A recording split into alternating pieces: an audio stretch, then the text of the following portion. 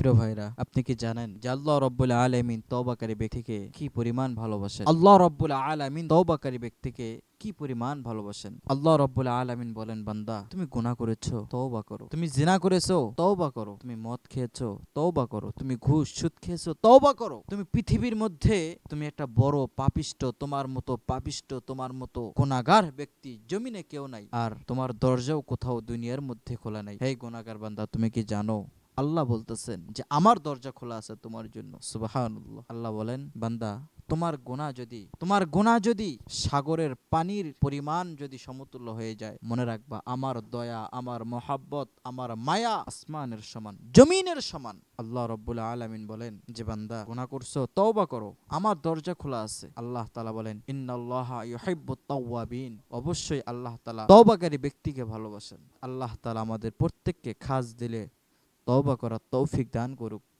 আল্লাহুম্মা আমিন।